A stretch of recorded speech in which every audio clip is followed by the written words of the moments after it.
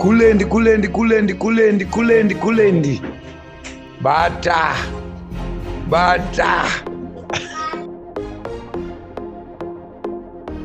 Kulien TV. Muri Zimbabwe ndadzoka pa Kulien TV. Welcome to Kulien Studios. Patiri kurova basa toda kunyazotigadzirise nyaya iri kunetsa munyika yeSouth Africa. I know kuti vamwe vacho vane solution, vamwe havana solution, ende vamwe vanoshuvira kuti saka tozoita sei kuti tifone tichitaurawo nyaya same nyaya iyo iri kuitika. Contact me on the numbers that are showing on the screen to taure tionesana, maybe une solution iri better, but for now sandadedza comrade vandoda fonera panapa. Kana uchingori mu South Africa do register company vavhurwa FNB business account usina work permit kana start permit, bata education research yamkoma owen vanopedza ma sports vanokuitira zvese, vanokuregister company okuvhurira FNB business account usina work permit kana start permit. Usasukura chivharonzo na bank account iye own ari mpenyu aripo iwe unless kana wakatopusawo zvako ndopo ungatotadza kuti sei kutaura naye kana kuti kubatsirwa zvinhu na Owen. Contact him on the numbers that are showing on the screen. I think ipapa munenge ndatopedza nemi ma Zimbabweans. Yes, comrade Traore, welcome to the show. Yes, comrade Kuli, and how are you, my brother? I'm good, thanks, and you, my brother. You know what? Inini changwani chanditangoudza vanhu, ndapromisa vanhu tisati tatanga this. Saka zvakakosha kuti vagara vaziva. Ndikati ndiri kudedza the most educated comrade.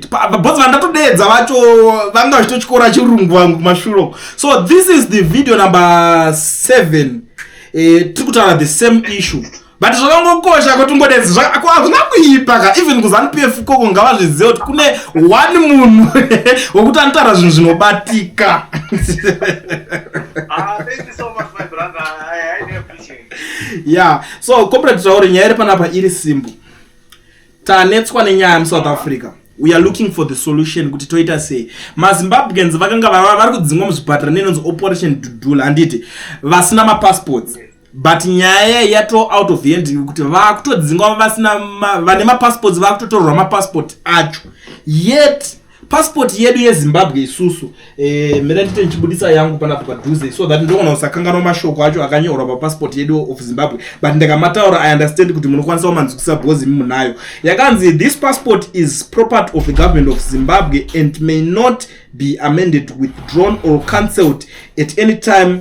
The holder or bearer of this passport shall forthwith surrender this passport when so required by an authorized official. Kungoreva kungoti iyi passport haikwanise kutorerwa munhu chingati chiko ndikapara mhosva ndiri kuZimbabwe vanokwanisa kutonditorera because ndeyavo. Ininiwo semwana weZimbabwe ingori benefit yangu yekuti chi kana kuti singati privilege ameno tingaiti chi yekuti inini ndiri mwana wemuZimbabwe ndine passport same as chitupa chedu ndakanzi ndafa chinotorwa handiti.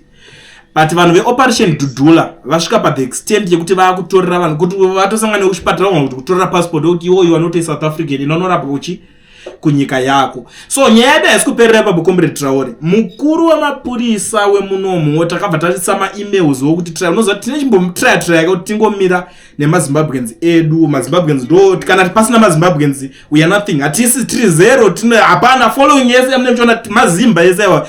Atichiti nyaya manje yanetsa.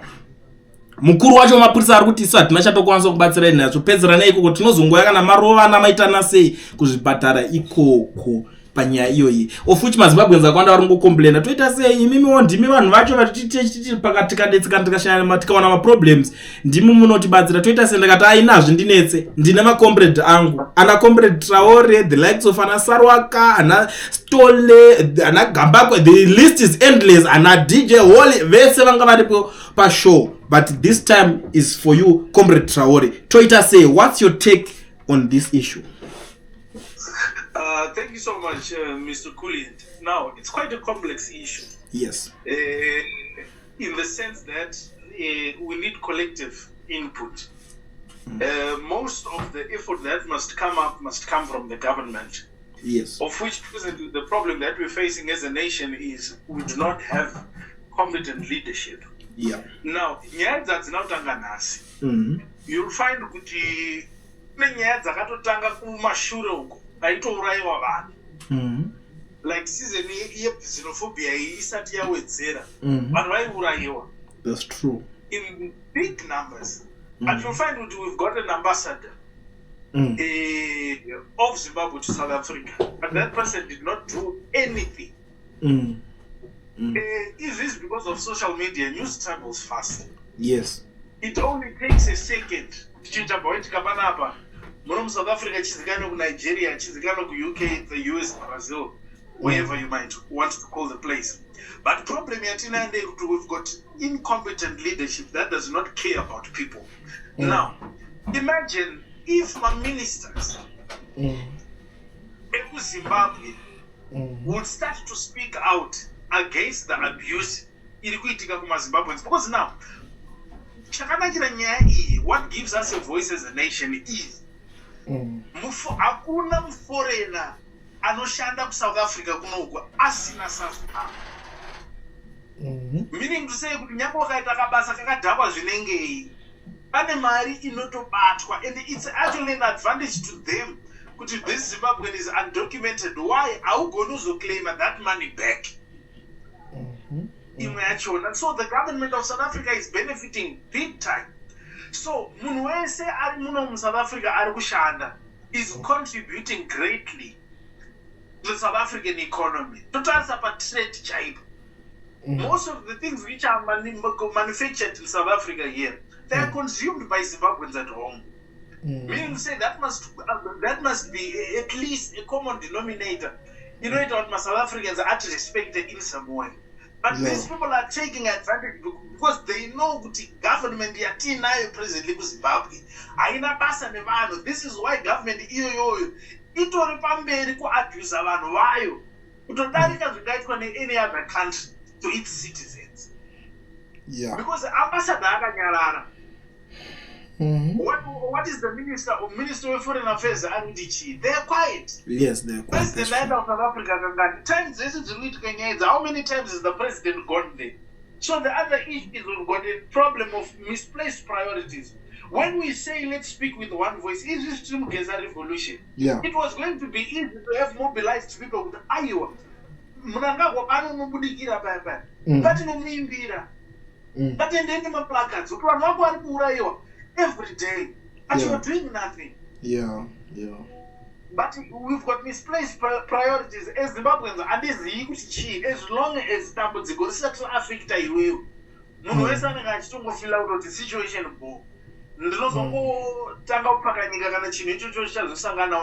This is how most of our people are dying. And also, now people need to understand something. Zimbabweans tazowandisa mu South Africa zvinotobowa. That's true. South Africans mazhinji akutotaura Shona fluently. Hauchagoni kunyaya mu South Africa. Mu South African muri Zimbabweans. Why? They can speak the Shona language fluently. They can hear it.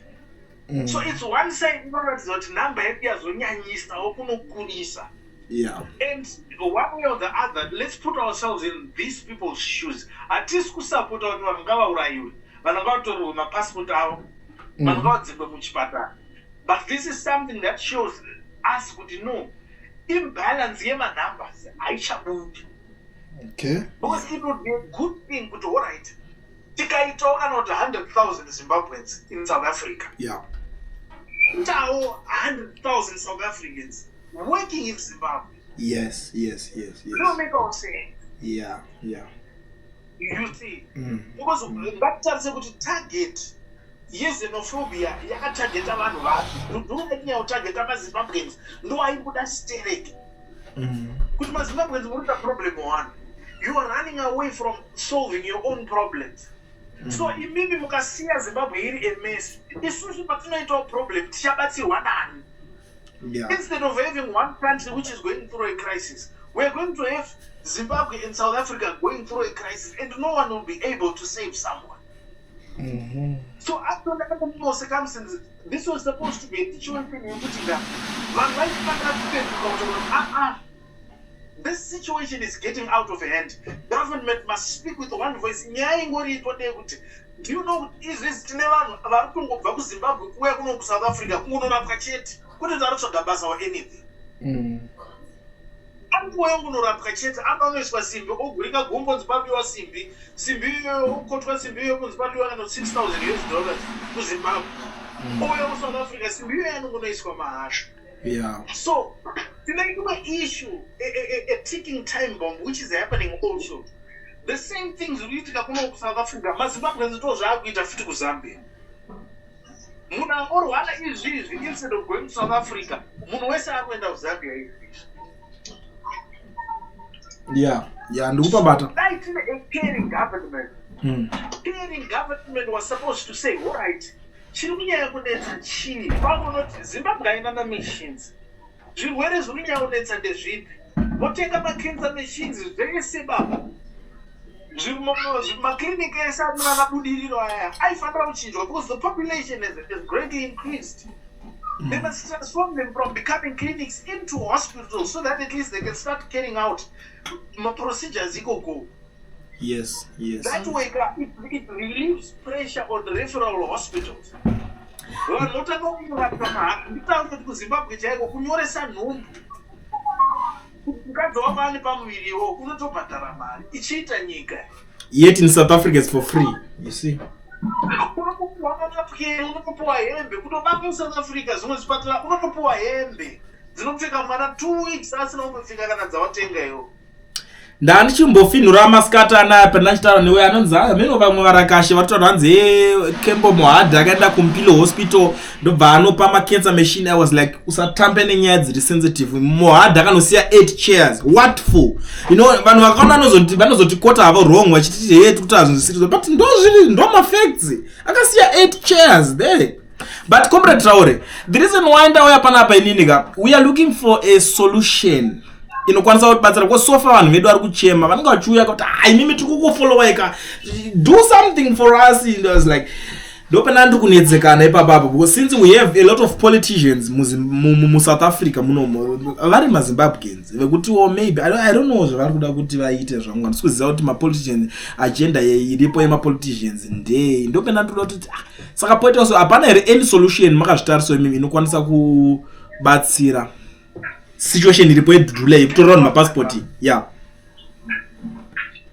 Now let me tell you why this is a huge mammoth task. We can actually come up with a quick fix to this whole matter. Problem there, people need to understand where all of this is coming from. Because vanhu vari kupisa maZimbabweans hapana asungwa. Vanhu vari kurova maZimbabweans vari kudzinga maZimbabweans mumahospitals hapamborina pangosungwawo zvongorasisa kudai, but actually those people are working scot free. Why is it happening? Because these are pressure groups ari kutogadzirwa nema-leaders ari within the ANC. Let's drive out Zimbabweans. Why?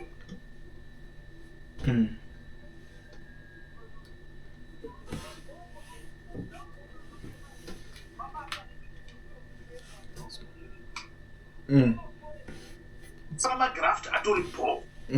So it's also for us to remain relevant. Let's drive out all of these people. If we drive these foreigners out, then mabasa iwayo gepre mabasa irororo takuchisa vanhu vedu. I don't know if you understand what I'm saying. Ndaibat. Hello? Ndikupanzwa. Hello, Kulin? Yes, ndikupanzwa Comrade Traore. You see, so this is where the problem is, Kuti. My pressure groups they are politically influenced to drive out purposely Zimbabweans out of South Africa. So that the gap of employment that is being occupied currently by Zimbabweans will therefore be occupied by South Africans. Why? Because they are failing to create employment. The economy is not growing per se. So, nature, because this is one initiative which ANC has realized, no, at least to create a gap for mabasa, at least we can maintain relevance of some sort to a certain extent. So it's a lost battle. This is why it's of importance to fight so that everyone plays a role in this Geza revolution. So that we want new leadership. Leadership, so that my industries or resuscitate zvinoshuwa kwete zvonyepa kuti CSC yakumuka hapana zvoriitika, brand lobby yakuda kumuka hapana zvoriitika. All of that is just media propaganda. Yeah. You see, South Africans, the day they will see value in us as Zimbabweans, that is the day they will stop abusing us. Yeah.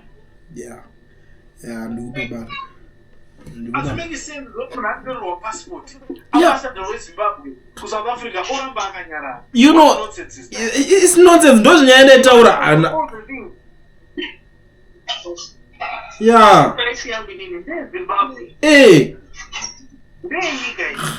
You know, ndakabvunza mubvunzo wekuti naye ambassador uda akaenda kuchikoro akagumira grade done ambassador because atichadi kusira ma place holders ma offices man. Issue inofanira kungoitika ndeyekuti people need to rise up and speak with one voice. Pakudiwa ma-coordinated efforts. People reach a consensus with, all right, how do we go about it dealing with this issue? Let's put pressure on the South African government to at least respect us in some way. I'm telling you the passport yake. I'm putting people in the hospital. Yeah. All of us are black. If those people are saying Jesus were foreigners, South Africa makazara India. South Africa yacho tikatobvunza kuti vakabvepi history South Africa ndakamboiverenga ndakaiunderstand ati what is waudzira zvenyika yavo but vazhinji vacho maforeigners bachavo. You see now, that's the thing. But the problem there with Zimbabwe tanyaya kuremerwa chitereki zvekuti ka yango Zimbabwe has become a banana republic.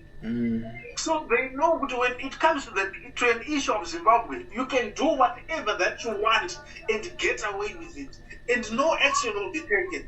But stupid my human rights organizations are internationally recognized.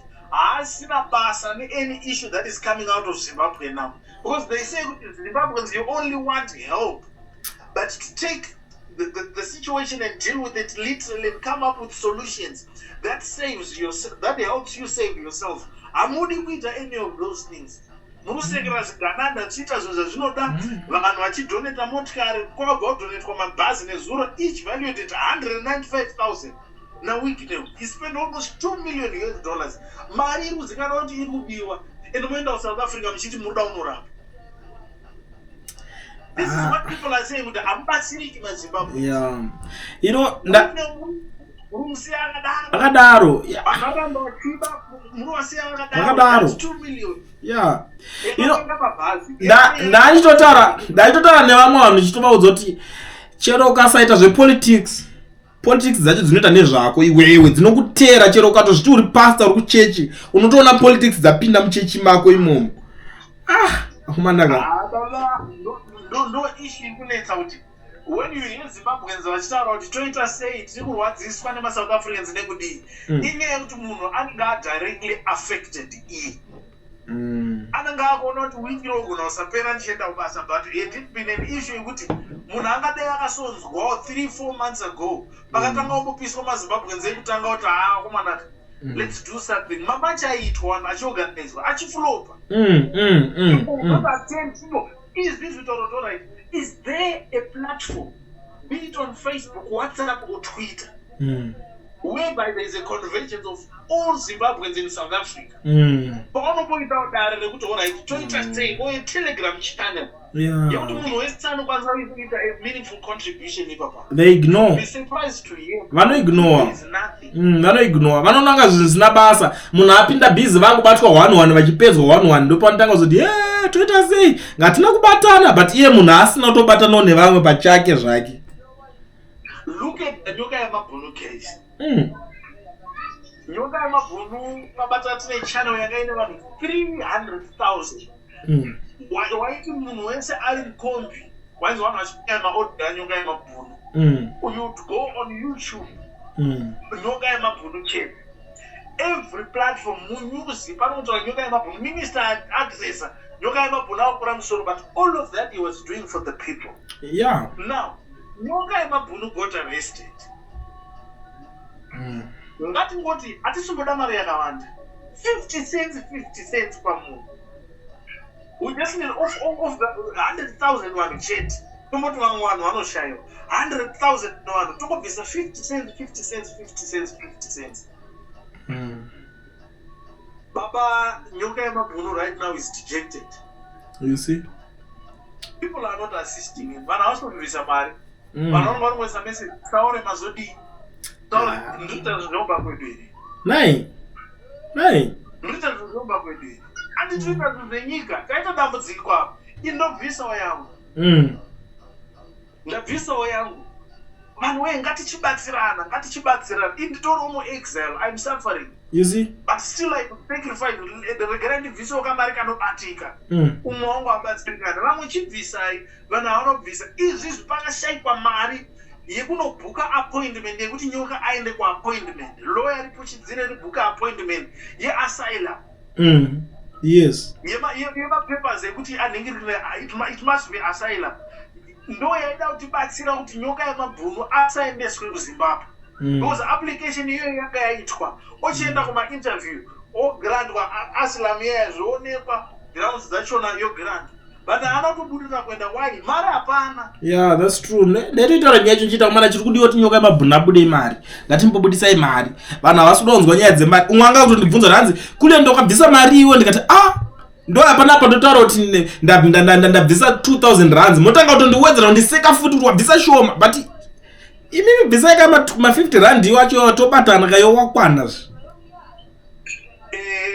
Baba season ino yandibatsira zvakanyanya. Ndanasa kubvisisa musiyano wevarungu nevanhu vatema. Munhu nyaya asina basa nayo hadai anongosiyana nazvo. Yeah. Munhu mutema anotodza mwoyo. Vanhu vari kutoita something. Yet we've got a genuine issue yekuti tinoziva tese kuti munhu ari mujere. Munhu is suffering. Mukadzi wanenge yamabhunu akatyaba kudzokera kumba kwavabereki vake. Kudzokera kumba kwavabereki vake baba. And yet we had 300,000 Zimbabweans running behind nyoka yamabhunu. Nyoka yamabhunu urupedza. Nyoka yamabhunu rapa wakadzvanya. So this is why nyaya yedu ichinetsa kuti tite come up with a solution. YemaZimbabweans edu atinawo kuno. Hatigoni kuti tibatsirane apa. Because hatitorina kubatana zvekuti tinoita chimwe chete. Nozatoita kuti hurumende iite zvainoda nevanhu. Because inotoziva kuti vanhu ava havana kubatana, havanoita anything. Vari chinhu one. Dai takakabatana, the government will take us serious. Atikemba anoenda unodoneta chimwe macheya aya. Asi ake akatodonetwa neumwe munhu. Iye ake mudhara kembo i20 azopromisa vanhu. Nditaura kuti chakakosha chii machine kana cheya. You see? Ndonyaya dzacho. Next thing macheya vaya muchaona vanhu vakutorana mapictures vakamagarira vari muconference. Conference iyo yonzwa kuti munhu wana aripuwa $50. Tumaconference twakungogurana mari. So hatisi serious maZimbabweans. We've got people vane shungu dzekuti tikadai zvinofamba. But vanhu ivava baba they are neglected. Unoridzirwa muridzo baba urunzi chai kunobuda ramba wakatsika chepakati urupedza. Baba polisi ichingona kuti ka dollars yeroa 100 zvadhakwa hapana mari yakubuda. I don't know what it's going to take for Zimbabweans to be united. Is at a critical time like this. Vamwe vari busy uye anomhanya akadai atora zvekutapa munhu mutapa uye anomhanya akadai atora zvekutwaka dziri pamberi uye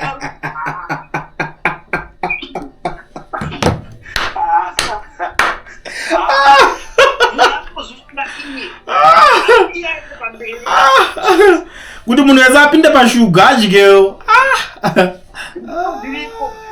Zvese izvi ndezvekungoti kusiyanisana tisiyanisana umwanzi ndiye hatina nekudarika umwe chete. baba inini ndaukuwa bhegirese ndinaukontrola mafanzi enyika ndane motaketi ndautopedza ndausungauro ndautopedzaende mujeti uyo wakazataura kuti isusu tirikupedzawo toda kuzvitinga zvinhu zvedu kunoku hatisi kuda vanhu akatosetawo chinhu chake anoda futi motaketi iyeye nepalasi yake yanenge achigara nemagadhi ake neudii neudii mazimbabwe we just need a good economy. We just need a good government. Then people can make money. Vanopinda muzvipatara vorapwa life yoenda mberi. That is what we need. Chinhu chemuzimbabwe itambure kudaiso inyaya yekuti tine tunhu twatiri kutolerata tiri kuramba tuchiti divide. Pese we are all black, baba. It doesn't matter whether uri mukaraka, whether uri muzezuru, whether uri mundau, whether uri mudhevela. Hazvina kana basa tese tiri mazimbabwe chatiri kungoda chitupa chemunhu chete. Chitupa kana changonzi Zimbabwe chete. Everyone must lead Zimbabwe. Everyone who's got the capacity. Because atungamira Zimbabwe achikuita zvemusoro make is he or she is working with a consultative approach which is inclusive, which will take the nation forward. Chete zvatopera izvi. Aiwa chokwadi papa. Aiwa ipapo chokwadi comrade Traore. Thank you so much. Apa mabata nyaya dzakawanda. Inini ndatomboonekira ndakanyaya ndikuona kuti message yenyu iri kuzongodzokera pachinhu 1 ende chinhu 1 ichocha inazoda kukudza kuti chi but vanhu maviewers vari kunyazonzwisisa vachaona kuti chi chikunyazotaurwa ende ndikuona kuti ipapo pada kutomboongororwa because inini handiri kufunga kuti pamwe zvichiita uyu pamwe ataurawo matauriro ake ndikuona kuti message yenyu ringodzokera pachinhu 1 saka I think zvinhu izvo zvofanira kuti zviitike. Baba tikagona kubatana tikagona kuita make noise baba tangotaura kuti alright atasvika apa munhu alright mustreet vanhu manetsa kupinda chingoisa status chete everywhere you are status maprofile picture ati mwai vana havadi vana havadi kuda so alright ngatiprintise ma-t-shirts Zimbabwe yese unotenga t-shirt yako ma-t-shirt achipa $2 woprintisa 50 cents dollar. God save Zimbabwe. We want better leadership.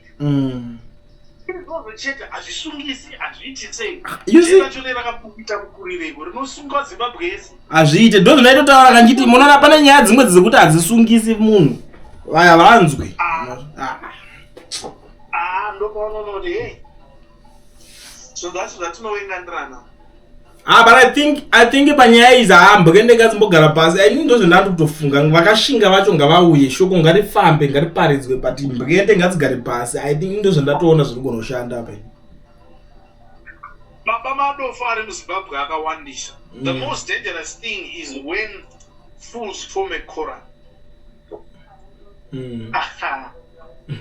Baba madofu akangowanda chete obva akwanisa kuita speak with one voice aona zvaunoita ndo dambudziko ratinaro muZimbabwe.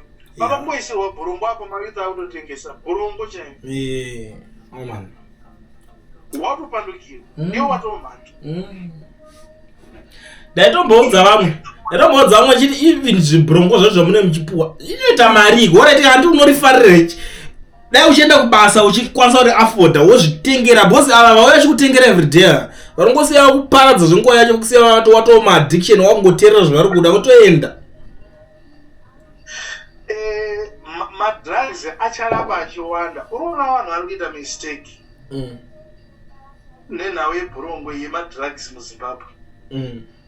Economy ikanaka madrugs anotenderera akawanda. Vamwe vanofunga kuti madrugs anotenderera izvizvi asati autendera. Ukaona nyika isati yane maNigerians asingapindi kuti aite diamond or anything angopusha madrugs chete aisati yautenderera mari. Ukaona Zimbabwe yanzi yautenderera mari zviri kudaro kune vanhu baba madrugs achawandisa zvekuti alright comrade Traore, before I let you go munoziva kuti inini I'm the most controversial media house zvekutodaro zvekuzinzwisisa so pandatanga kurekoda first video nanchirekoda nasaura wangu 0.5 zvikanzi Traore he is intelligent, but Traore aneka kudzungara kekuti anzi ari kuda kungoramba achingoti tichite zvezanu PF. What's your take on that? What's your response? Ndozatana 0.5 is on record inandinyepe ndiri mukuru andinyepe. Hanzi mimi makadzungara, but you are the most intelligent and the most educated, but mukushandira zanu PF ichidzungairwa. What's your response? Toba tatopedza kana matopedza kupindura papa. Tina opposition party hanzi ndoita zveipi manje. Hayi wanza Traore is the more hanzi pano yesata zve politics. Traore ndiye atori most educated kubva kuna na nyoka kuna nani kwesoko, but hanzi Traore akadzungara boss akadzungadzwa nezanu.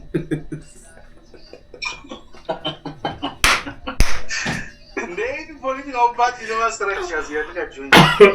Ina ndiziye. Munozvipindurira mega ina ndiziye. You know what? In every system, in every system, we need, in every institution, we need people that speak the truth to power. Yeah. People that speak reason. Utaona kwenda kwenda kwa abusinesi sana. Ichita zanu PF. Isina wakaenda session zokuti zvanyanya atishati. Ngadai tawo firinga. Muzimbabwe mungadai mune PF. Ndikupaona. Zanu PF yatungamirwa nemaita akaita sana mahachi chete. Mahachi asingagoni kuverenga, asingagoni kunyora. Ona ngatikusora tulamba. Pese munhu ngamamiswe. Akomangana munonowakugafa. Tikatomboipopo kana Traore tomukota mascriptures pano neapo. Tombotaura politics dzedu tombokota ecclesiastics. Ndetozodaiwo aiwa mana togara tese navanhu ava. Tikadai hatina zvatabuditsa. Hatisi marobhots nekuti tinoona zvinhu zvakafanana. Munhu ngangopuhwa mukana. Toitawo reference yeconstitution yacho. Zvinototibatsira kuti tigoonawo kuingeja vanhu vachaonawo zvakanaka zviri muzanu PF. Zvakanaka izvozvo ndozvinotokupai munongedza kuti achiwenga wamuri kuona. Pane mumwe muona wawainawo wakakosha wekuti unouyambutsa Zimbabwe. So nyaya yachiwenga yamutotaura ndoimwe yanga achitopopota kuti imi mutotaura muchingotidza kuti chiwenga hanzi haane nguva achingoti kesha nyaya. Baba, people might not understand. Handibonini tomanikidza vanhu toomana wona kana kuzoti vanhu vasiye zvimwe zvinhu zvinoitika kusei. Baba, that man is a genius. That man is a proper father figure for the nation. Comrade Traore, thank you so much. Handisuda hangu kuti mutaure zvakawanda nhasi mashandisa dzimwe intelligence yekuti hamuna kumbobuda musaka kuti sei ndingambokugone nhasi. Thank you so much.